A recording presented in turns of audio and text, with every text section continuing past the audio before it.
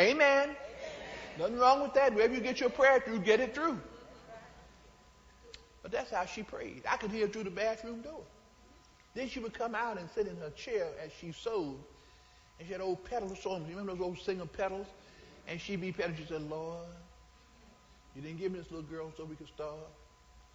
I got to pay the rent this month. You know what the rent was? $5 a week. She's paying $5 a week rent. You wouldn't even think about it. You pay $12 car note or more, a house note. But she would pray that prayer, and I listened to her. And whenever she prayed, and she didn't have the money for the rent, for the lights or whatever, whenever she prayed, somebody would come to our house with some sewing, because she sewed. And she'd get enough money to pay everything that needed to be paid. I saw that. When your child sees, we don't even tell them what we go through. We hide everything. We don't want them to know. When your child knows what it takes to run that household, they'll have a different attitude. That's why they get these expensive shoes out of you and all this stuff, because they don't know. You don't tell them that sometimes you may not have any money visible to do what they want to do. Tell them that. Stop giving up this and giving up that to get them what they want. Teach them that life is not always a bowl of cherries. So important. So important. And ask them, what are you doing? Who are your friends? Know who their friends are. And if they got a room that's made, tell them I clean up, I inspect at least once a week. Tell them I inspect rooms at least once a week. How they going to have profit at home when you paying the note? They can shut you out. And you know what? We don't communicate anymore. There's no talking. I sat in a restaurant in L.A. in a hotel, and the mother came in first, and she sat down. The two children came with the dad, and they sat down. One little girl had this little thing. She sat there all doing. She reached over and got some. The little boy, the daddy, and the mama. No, over breakfast, no conversation. I watched them. I had to watch them. I had to know. No conversation. But some of the little, what do you call them? iPods, whatever this thing is y'all work with. What is it? Text messaging. Well, I saw a lady yesterday. I was driving the 400, not yesterday, but Thursday. She had a complete computer in her lap while she was driving. I never saw that before in my life. We have lost ground. We don't even know how to stop. Your children must have more than that little text messaging machine in their hands. You need more than that. We don't talk to each other. We don't communicate in the house. Everybody comes in tired. Nobody has time to talk to you. You must take time, because the time you take may make a difference up the road later on. So I say all that because Mama has to say something else today. Well, we're going to talk about Hannah. Hannah was one of two wives of a guy.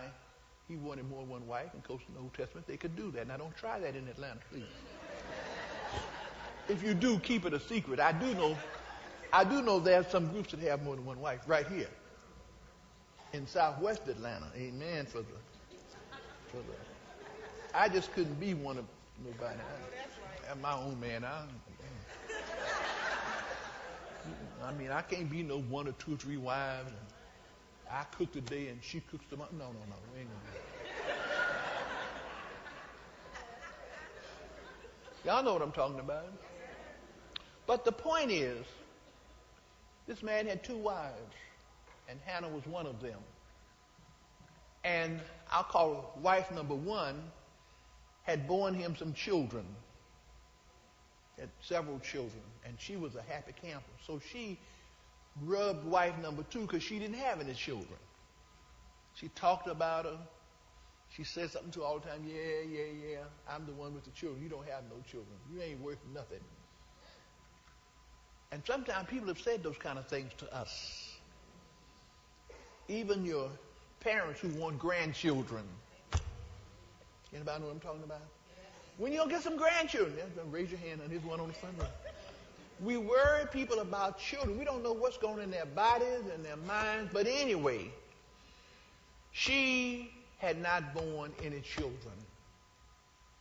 Now, for all of you, teenagers, adults, and alike, when something's going on with you that you just can't seem to grip, one of the first things that you do, or the last thing you do, could be the first and last, is you start praying. Anybody know what I'm talking about? So she had gone through hell with this other wife. And hell is a state of unrest, confusion, darkness. And she just kept on. So finally, every year, they would go to the temple to what they called the feast of the Festival of Tabernacles.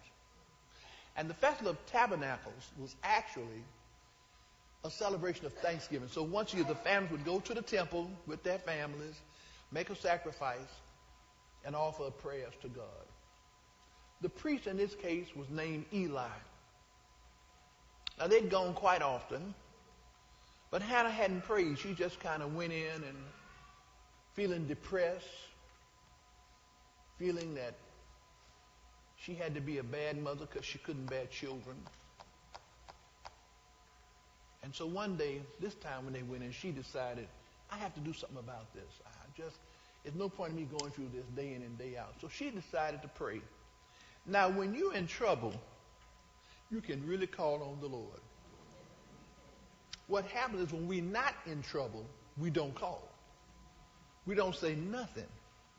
We just go about with our own human decisions, but we forget to keep ourselves in alignment with spirit. So she took a seat and she got close to the priest. See, she was smart. He represented the power that was there to draw them to know the Lord. Sometimes we get as far away as we can. Now, I'm not talking about you folks on the back seat, but some of us won't even come to the front. Now, don't get me wrong. I'm teaching now. When you want something, you get close to the person that's giving it to you. That's what they always told me in school. Sit down front. You get everything. Sometimes we sit in the back because we don't want to be seen or we just not sure we belong. But let me tell you something. Anytime you want something, get as close as you can get. Now, everybody on the back row, don't leave mad. I'm not talking about you. I'm talking in general. Please understand. I'm a teacher. I'm teaching. When you want something from somebody, get close. You can't ask over here and they over there. So she sat close to the power structure, to the president of the thing, to the leader. She got close. And she started praying. Now, if you really hurting, you will pray to you. I've seen people in the church here sometimes just eyes, just weeping, because you're hurting so bad you want some relief. And she wanted to know that she could bear a child. So she got close. And she started praying. Now, what she did was, she was praying on the inside, but she was moving her lips.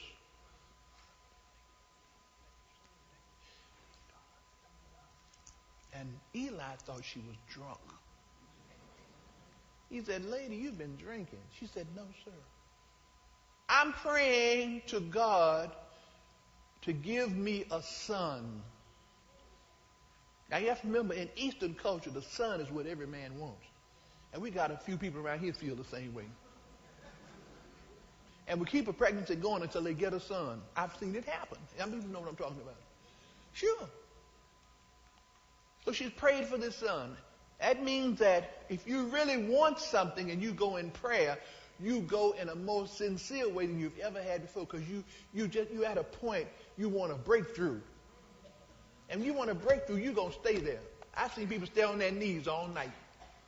I've seen them stretch out on the floor. But when you want something, so she wanted this child. She was tired of being taunted. She was tired of being barren. And her husband actually loved her a little bit more than he did the other one. She was the favorite. Have you ever had somebody just ride you about something? Just stay on your case. And you know you can't do anything about it, but they just got to keep it going. It just keeps a mess going all the time. You got people like that. You know what I'm talking about? Just got something to say about everything you do, everything you think. They got something to say. They're jealous. They're envious. Wow. And you have to really know that you are secure in your relationship with God to take all that stuff, because people will dump it on you. Oh, yes, they will.